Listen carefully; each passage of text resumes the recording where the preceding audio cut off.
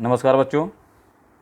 अभी मैं आपके सामने लेकर आया हूँ वर्ग अष्टम अध्याय सद्विचारः। सद्विचारः का मतलब है अच्छे विचार, सुंदर विचार जो कहे जाते हैं।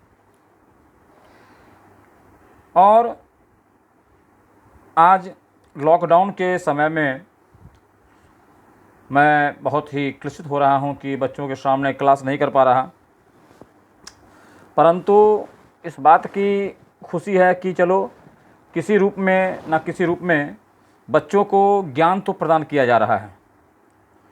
हमारे कहने का आशय यह है कि सद्विचार का मतलब है सुंदर विचार, और इसके द्वारा हम अपने जीवन में कई प्रकार के चीज़ों को उजागर कर सकते हैं। पहला श्लोक ध्यान से सुनेंगे और सुनने के पश्चात ही इसका आप लोग रिवीजन करेंगे, क्योंकि when we listen anythings we can recover anythings in easy way. So we should must to obey the word which is studied by us. I am just telling in front of you all. And the first shloka is started by myself. शांति तुल्यम तपो नास्ति न संतोषम परम सुखम। शांति से बड़ा कोई तप नहीं है। अगर आपके मन में शांति है, समझ रहे होंगे शांति का अर्थ। जी हाँ, अगर आपके मन में शांति है तो आपसे बड़ा कोई तपस्वी नहीं है और शांति के समान कोई तप नहीं है। न संतोषात परम सुखम। और अगर आपके मन में संतोष है, संतोष समझते हैं ना? हाँ, वही संतोष का मतलब होता है कि आपके मन में किसी चीज़ के प्रति अधिक लोभ ना हो। आज के संसार में इंसान की इच्छा कभी पूरी नहीं होती। लोभाकृष्ट मानवम सर्वदा एव सर्वम भ्रमति। लोभाकृष्ट मानव, चाहे वह पुरुष हो या महिला हो, वो सभी जगह भ्रमित रहती है और उसका जीवन बड़ा ही कष्टमय होता है। इसलिए कहा गया है संतोषात परम सुखम। संतोष ही सबसे बड़ा सुख है। न तृष्णाया परो व्याधि। और किसी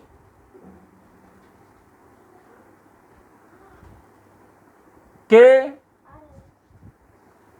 ऊपर जब और किसी की तृष्णा को ही सबसे बड़ा व्याधि माना गया है। किसी चीज, किसी को देखकर जलना, jealousy. The jealousy is the best enemy who can be half to your life. तृष्णा इस संसार की सबसे बड़ी व्याधि है जो आपके जीवन को अर्ध कर देती है। न च धर्मो दया परः। और दया से बड़ा कोई धर्म नहीं है। कहा भी गया है क्षमा शोभती उस भुजंग को जिसके पास गरल हो, उसको क्या जो दंतहीन विषहीन विनीत सरल हो। इसलिए बच्चों, हमें हमेशा दया अपने अंदर रखनी चाहिए। छोटों के प्रति, बड़ों के प्रति आदर और छोटों के प्रति दया का भाव अवश्य रखना चाहिए। दूसरे श्लोकाज में लिखा गया है संपत्तो च विपत्तो च। जो अच्छे समय और बुरे समयों में सर्वदा एव समम समानम, जो हमेशा एक समान होते हैं। जो अच्छे समय और बुरे समय में एक समान रहते हैं, वे बिल्कुल उस सूर्य की तरह होते हैं जो प्रातःकालीन वेला से लेकर उदयगामी से लेकर अस्तगामी तक एक समान बने रहते हैं। और हमें भी अपने जीवन में हमेशा एक समान रहना चाहिए ताकि जीवन में हम खुशहाल रह सकें। शोको नाशते धैर्यम। शोक से धैर्य का नाश होता है। शोको नाशते श्रुतम। और शोक से सुनने की क्षमता का नाश होता है। शोको नाशते सर्वम। और शोक से हर एक चीज का नाश होता है। ना अस्ति शोक समो रिपु। और इस संसार में शोक के समान अन्य कोई शत्रु नहीं है हमारा। इसलिए हे बच्चों, अपने मन में किसी चीज के प्रति शोक को उत्पन्न ना करें। शोक को आप प्रसन्नता के साथ तुलना करेंगे तो पता चलेगा प्रसन्न रहने से आपके जीवन में कई प्रकार के जो दुख हैं वो अपने आप विलीन हो जाते हैं। इसलिए don't worry in your life, you should always stay with your happiness. उसके बाद कहते हैं न कश्चित कश्चित मित्रम, ना कोई किसी का मित्र होता है।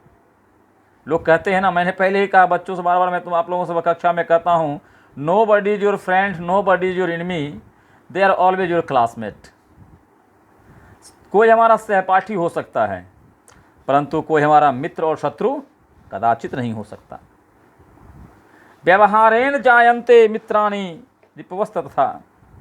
और अगर आप ऐसा मानते हैं कि भाई वो हमारा मित्र है, वो हमारा शत्रु है, या वो टीचर हमको अच्छा से स्नेह करते हैं, वो टीचर हमको बहुत पीटते हैं, डांटते हैं, तो ऐसी बात तब होती है। व्यवहार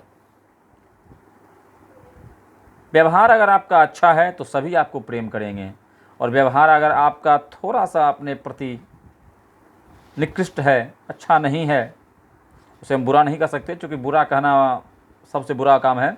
निकृष्ट कह सकते हैं, छोटा कह सकते हैं, सोच को छोटी कह सकते हैं। अगर यह आपकी छोटी सोच है या आपके पास अच्छा व्यवहार नहीं है, तो आप हमेशा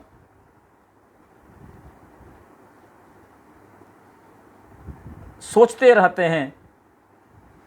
परंतु कभी ये आपने सोचा है, आखिरकार वो व्यक्ति हमारा मित्र बना तो क्यों बना, और शत्रु बना तो क्यों बना? मित्र और शत्रु बनने का सबसे बड़ा कारण हमारा व्यवहार होता है। The behave is the first talent which is inside of our self, but it is created, और it's create friends and enemy. So we should away the well behave, manners, well manners, perpetual, punctual and literate, not literate behave. I am just talking about literate behave, which means पिता के साथ पिता का धर्म, पुत्र के साथ पुत्र का धर्म, गुरु के साथ शिष्य का धर्म सर्वथा एक समान करना चाहिए। तभी आपके जीवन में ना तो कोई व्याधि रहेगी और ना कष्ट रहेगा। उस समय आपको सारा संसार आपका मित्र ही मित्र नज़र आएगा। अब मैं अगले श्लोक की ओर बढ़ता हूँ। अगले श्लोक में लिखा हुआ है, पृथिव्याम त्रिरत्नानि जलमन्नम सुभाषितम। ध्यान दीजिएगा, पृथिव्याम त्रिरत्नानि जलमन्नम सुभाषितम मूढ़े पाषाण खंडेषु रत्न संज्ञा विधीयते। इस पृथ्वी पर 3 रत्न हैं। पृथिव्याम, पृथ्वी पर, त्रीणि 3, रत्नानि रत्न हैं, जल, अन्न और मधुर वचन। जलमन्नम सुभाषितम, सुभाषितम का मतलब होता है मधुर वचन। सुभाषितम का मतलब क्या होता है? मधुर वचन। और अन्न का मतलब तो आप जानते हैं अनाज, और जल मतलब पानी। जल, अन्न और मधुर वचन, ये 3 ऐसे रत्न हैं जो इंसान को ही नहीं संपूर्ण संसार को जीवन प्रदान करते हैं। और मूढ़ व्यक्ति, मूढ़ का मतलब होता है जिसके पास ज्ञान नहीं हो, निरक्षर नहीं। मैंने पहले कहा है कि वो व्यक्ति निरक्षर नहीं कह सकते उनको आप। मूढ़ का मतलब होता है मूर्ख। मस्तिष्क से हो सकता है कि वो पढ़ा लिखा व्यक्ति हो, परंतु मस्तिष्क का प्रयोग ना करता हो, वो भी मूर्ख कहलाता है। सब कुछ जानकर भी अनजान रहने वाला मूर्ख कहलाता है। मूढ़े पाषाण खंडेश, और स्वयं को सबसे बड़ा समझने वाला भी मूर्ख ही कहलाता है। इसलिए मूर्ख व्यक्ति पत्थरों के टुकड़ों को, पत्थर समझते हैं, the piece of rock, the piece of rock, रत्न संज्ञा विधीयते, उसे वह रत्न की उपमा देते हैं। There are 3 kinds of precious stone, there are 3 kinds of precious stone in the world. First is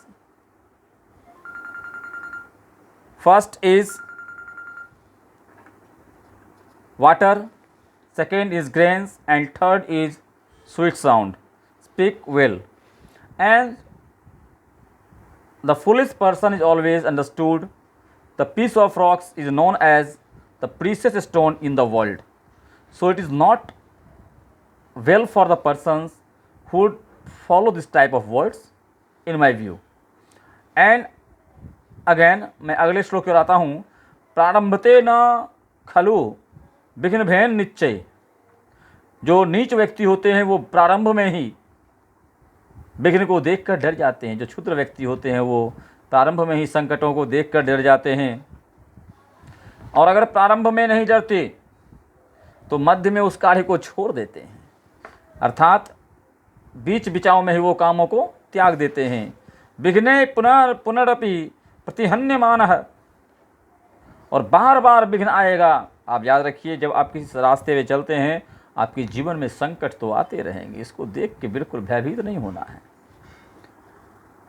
और प्रारंभम उत्तजन बिना प्रत्यंति, और जो उत्तम व्यक्ति होते हैं वो प्रारंभ से लेकर अंत तक जब तक वह कार्य पूर्ण नहीं हो जाता तब तक वह उस कार्य को छोड़ते नहीं। मान लीजिए कि किसी व्यक्ति का सपना है आईएएस बनने का। किसी ने पूछा कि भाई क्या बनना है तुमको, तो लोगों ने कहा आईएएस। आईएएस तो कह दिया, डॉक्टर कह दिया, इंजीनियर कह दिया, कुछ भी कह दिया, रिपोर्टर कह दिया, लेकिन केवल कहने से कुछ नहीं होता। अगर ऐसी बात होती तो मैं कहता मैं तो प्रधानमंत्री बन जाऊं, लेकिन कहने से नहीं होगा ना। कहने के साथ साथ हमें वैसे कार्य भी करने होंगे, वैसे कर्तव्य भी करने होंगे, ताकि हमारा जीवन प्रभावित हो, हम उसका लाभ ले पाएँ, और जीवन में जितने भी संकट आएंगे सबका सही रूप से सामना करके हम आगे बढ़ पाएँ। तो बच्चों, अगर आपको आज की ये पढ़ाई अच्छी लगी हो तो आप मेरे इस चैनल को लाइक सब्सक्राइब ज़रूर करेंगे, ताकि मैं आपको अगली वीडियो देता रहूं। अभी ही नहीं, लॉकडाउन के बाद में भी जब आपको जिस विषय में अगर वीडियो चाहिए तो मैं आपके साथ पर्सनली शेयर करूंगा। So please don't waste your time, keep hard your study, और कोई दिक्कत हो तो आप मुझसे संपर्क कर सकते हैं। मेरा नंबर आपके सेंटर पे स्टडी पे दिया गया होगा। Okay, thank you, have a nice day, good night to all of you, thank you.